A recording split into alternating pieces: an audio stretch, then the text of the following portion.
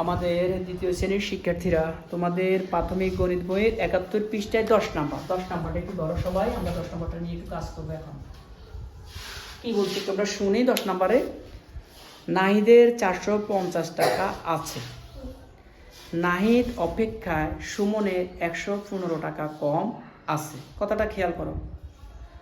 তাদের টাকা একত্র করলে আরিফের টাকার সমান হয়। আরিফের কত টাকা আছে?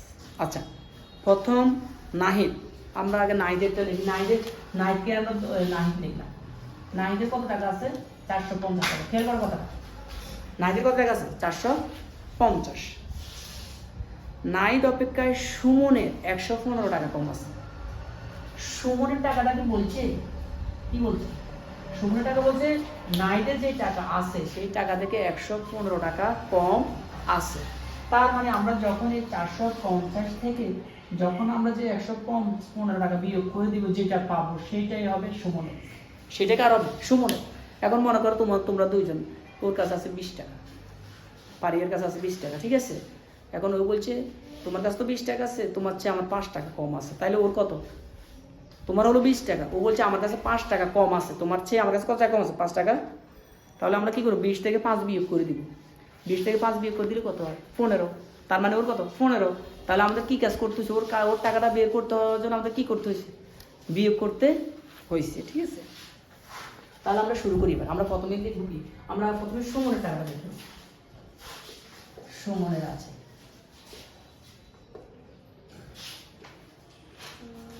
হ্যাঁ সুমনের আছে কত? ওই 450 থেকে আমরা 115 বিয়োগ করে দিব। তাহলে আমরা বিয়োগ করি 10 থেকে 5 গেলে 5, থাকলো 1, 1 1 2, 5 থেকে 2 গেলে 3, 4 থেকে 1 গেলে 3। এই যে আমরা বুঝে গেলাম সুমনের হলো 335 টাকা। দেখছো বলছে না যে সুমনের 115 টাকা কম আছে নাহিদের তুলনায়। নাহিদের টাকা থেকে আমরা সুমনের টাকাটা যেটা কম আছে সেটা বিয়োগ করে দিছি, দেওয়ার পর আমরা সুমনের টাকাটা পেয়ে গেলাম। এবার আমরা দুইজন টাকা একসাথে করে দেবো। সুমনের আমাদের প্রথম লিখবো নাহিদের আছে,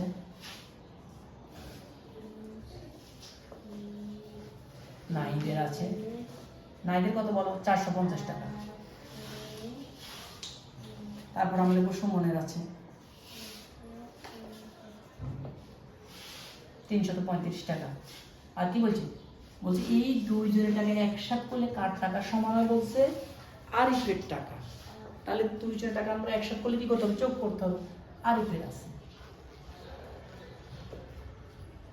এই আরিফের আছে, যোগ করো 5, 5 এর সাথে 3 যোগ করো 6 7 8, 4 তারিখ 3 যোগ করো 7। তাহলে আমরা এই সমস্যাটি সমাধান করছি। প্রথম টাকাতে আমরা কি কাজ করছি? বিয়োগের কাজ। পরের টাকা আমরা কিসের কাজ করছি? যোগের কাজ, ঠিক আছে? তাহলে উত্তর 785 টাকা।